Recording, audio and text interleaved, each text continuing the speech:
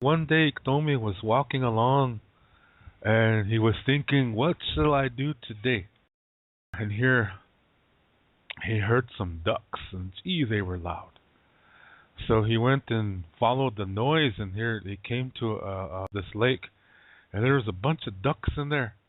And here they were really in the. They just came back. Yeah, the winter just ended, and the ducks they just now arrived. So it's all festive. Yeah, they're all the ducks are visiting, and they're saying, "Jay, where'd you guys go? Yeah, we went to Brazil." Hey. Where'd you guys go? We went to Costa Rica. Wow. Hey. They're all excited like that. We went to Hawaii. Can you see? Look at my lei. Hey. Some Hawaiian ducks are hanging in there. Yeah. Oh, shoot. Anyway, so all these ducks are really having a fascinating time. And then Iktomi thought to himself, I'm getting hungry. He said, well, I really could, I would like to eat a duck today, he said. So he was thinking, how can he get one of these ducks? Yeah, because he knows that if he tries to hit one, they're all gonna take off, and he might not hit it, and they'll all be gone. Yeah.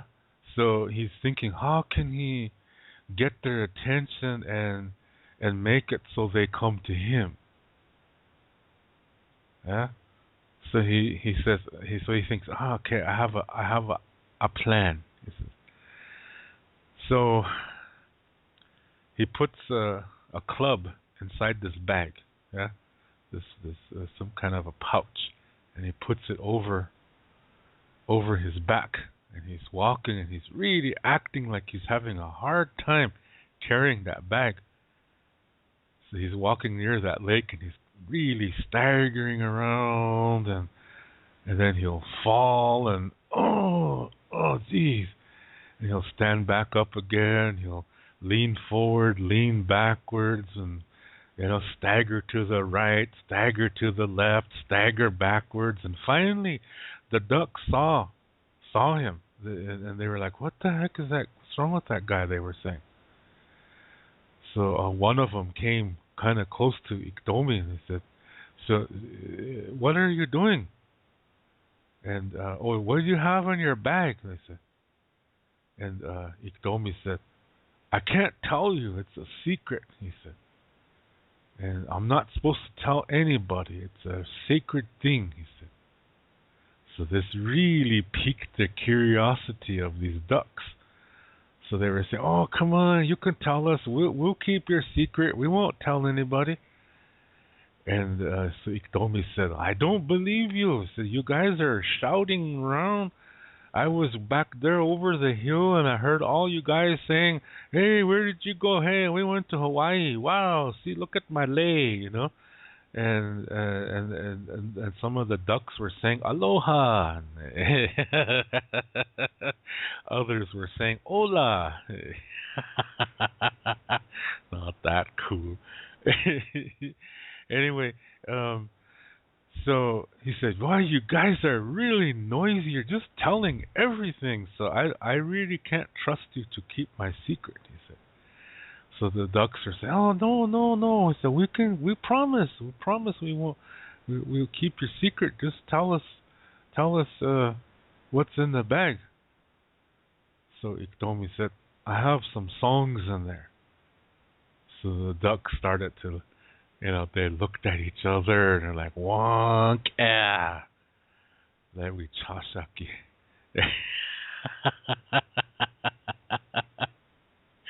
This man is crazy.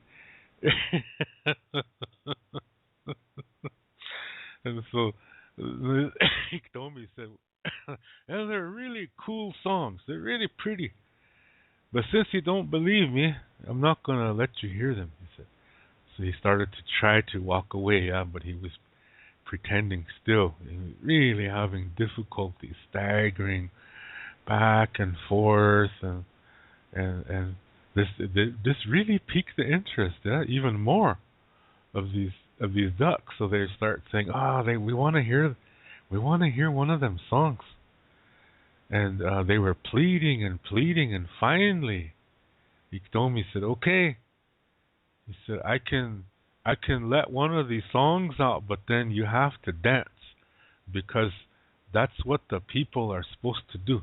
Whenever you hear a song, you're supposed to dance. You're not supposed to just sit there and tap your feet and look up and down to the drum beat, and you're supposed to dance. That's how these songs are. They're special songs. If you don't dance, the songs will not sing. So this is what Iktomi said to the ducks. So they were like, huh, okay. And then Iktomi said, but you have to close your eyes, because you can't, this is a sacred thing, so you can't see it. Nobody's supposed to see it. He said, I'm going to close my eyes too, he said. I'm going to open the bag, but I'm going to close my eyes. But you have to close your eyes too. As if you don't close your eyes, then the song is not going to come out. So they were like, okay, we promise to dance, and we promise to keep our eyes closed too. Just let us hear one of them songs. Yeah, so Iktomi, he's kind of a ventriloquist. So he started to, sing. He started to make it sound like there was a song trying to come out. Yeah, so like that. Like this song is trying to escape from the bag. It's so funny. So the ducks really started to dance, and they closed their eyes, and then Iktomi said, "You have to dance even better than that, before that song will come out." So, boy, these ducks started to, really, what they say, they get low. Yeah, they're really going low to the ground, and they had their wings spread really far apart, and they look straight up, and then they go really low again, and really stomping around like that, and all with their eyes closed. And so you heard this song, but sometimes in the song you heard tuk, tuk, tuk.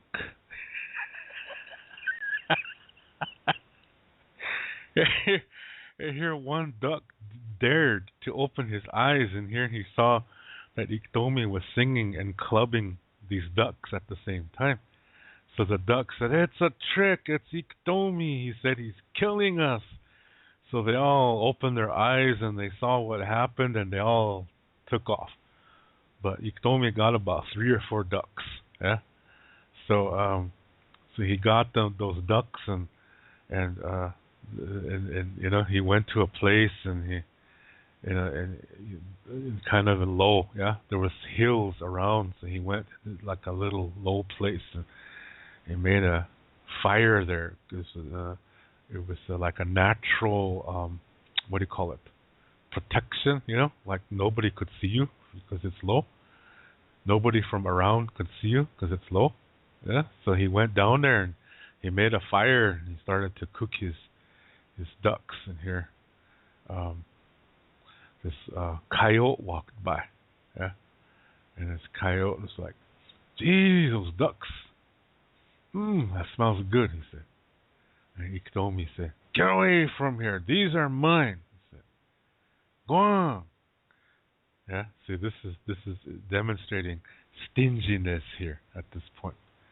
And so this coyote walks away, and he says, "Well, if you're the one who killed them, they probably don't taste good anyway." And the coyote walks away, but he circles back. Yeah, he's watching. He's gonna watch Iktomi and see what happens.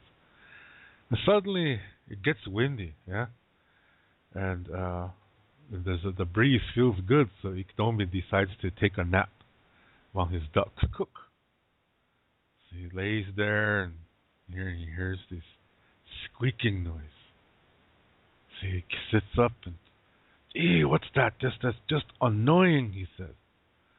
So he looks around, and he starts looking up, and then he sees behind him there's 2 trees, and the wind is blowing really hard.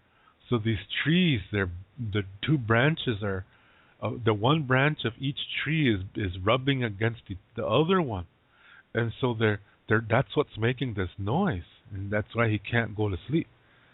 So he hollers up there and he says, "Hey, little brothers, quit fighting!" He says, "I'm trying to sleep here. You're keeping me awake." So the breeze goes down. Iktomi lays back down, closes his eyes, and starts again. So Iktomi says, "Ah, gee." So then he turns around. "Little brothers, I don't want to say it again. Please stop fighting," he says. So then he turns around and goes back, lays down again. Yeah. It's resting. His ducks are starting to smell good now. Yeah, they're getting cooked now.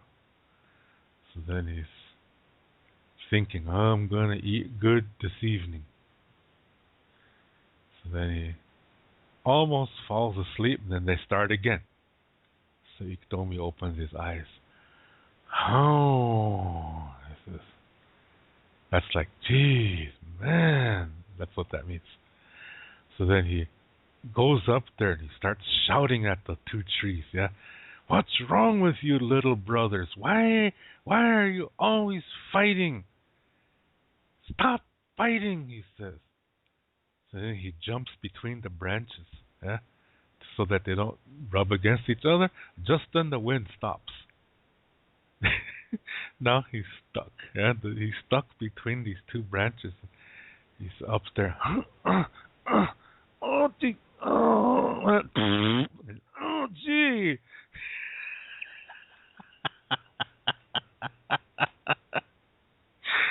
Jeez, oh, that wind smells stink, he says. It's even his own. But the branches won't move, so he's stuck. And meanwhile, a coyote is watching this the whole time. And he starts to, "See, that guy's crazy. Standing up there, talking to trees. And now he's threw himself between the trees. Now he's stuck." Bahaka, he says. So then he walks over back to Iktomi's camp, and he says, then the coyote says out loud, "Gee, somebody's cooking these ducks, and now they're done, and here they just took off. Wonder how come they just left that? Maybe they left it as a treat for somebody who might be hungry, so that they have something to eat, and they won't go to bed hungry tonight. Boy, those guys must be really friendly." That coyote said that. So the coyote was starting to eat these ducks. Yeah. So meantime, Iktomi's trying to motion. Yeah. He's trying to motion for that coyote to get out of there, but that he gets stuck even more, and now that he can't say anything because that tree branch is covering his mouth. So he's just, "Oh, get out of there! Those are my ducks! Hey!" He's trying to say, "Hey, get out of there! Those are my ducks!" And so this coyote looks around and says, "Oh, what's that? I heard something. Huh?" And it got quiet again. Yeah. So the coyote said, "Gee, these ducks are really good. Well, I'm really thankful for that friendly guy to leave the ducks to a stranger that might be hungry." So he just left the heads and the feet and the bones. Everything else was gone. And so here the wind picked up again. Yeah, suddenly the wind picked up, and then Iktomi fell out. So he got out and he ran down. And all that was left was duck heads and duck feet and the bones. Yeah. So Iktomi says, Yeah, I'm not hungry anyway. Then he continues to walk away. Yeah. See, he acts like, oh, I wasn't hungry anyway. You see, he always tries to come out on top. Yeah. Even when he lost in the situation, he still somehow tries to see himself as coming out on top. Yeah, that he won, even though he didn't. So this is the kind of stories they are. And when you hear this in Lakota, it's just and you have to understand Lakota first, though, yeah, because the words themselves really sound funny, yeah, that they use in these stories. So this is the best I can do in English. Yeah. Oh, she's this off guy and carrying a bag of songs. And see, that part of the story is supposed to be careful, you know. See, there's people like that. They're gonna say all kinds of wonderful things to get your attention, and some of them are gonna really be amazing things. And you better be careful, because if you give them all your attention, they're gonna take from you. Yeah, they're gonna take something that you really need. They're gonna trick you. Yeah, like for example, somebody is saying, "Hey, I got a credit card here, and you don't even have to pay interest for the first 6 months, and then the remaining 6 months of that first year, there's the interest percent is just 3%. Then it goes back. Then after that first year is over, it goes back to normal percent." They don't even tell you what normal is. They just say normal as if it's still a good thing. Yeah. So then you sign the contract. Yeah, that's cool. Yeah. So next thing, it goes as planned. But when that first year is over, you look at your credit card bill, and it turns out that your interest rate is 39%. They tricked you. See, they gave you an offer that's too good to be true. That's the Iktomi tactic. Yeah, that's why you're supposed to be wary of that, and that those kind of things are just ridiculous.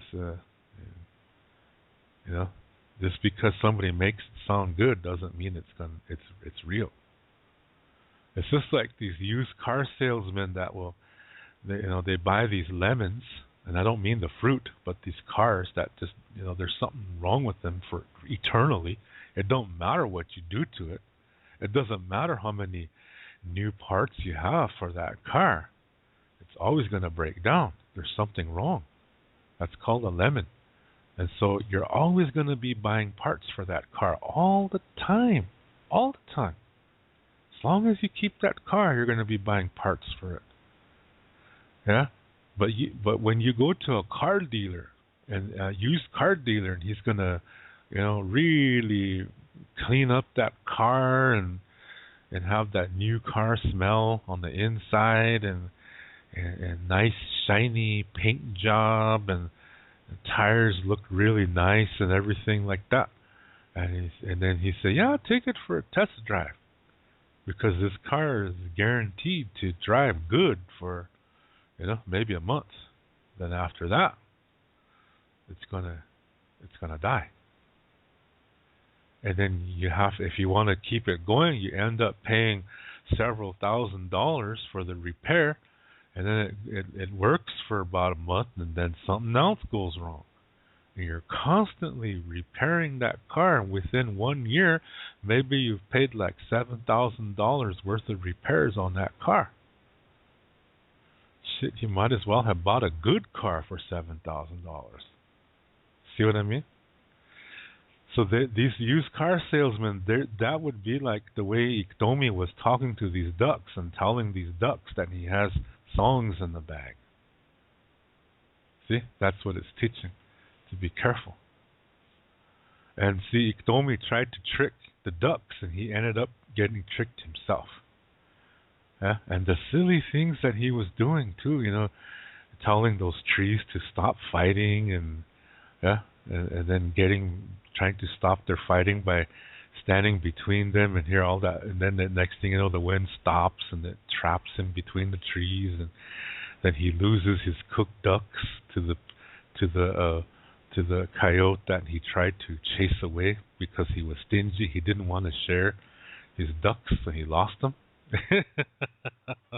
See, that's all kinds of concepts that it's teaching here, and at the same time, the story is funnier than hell. Yeah, there's a lot of stories like this.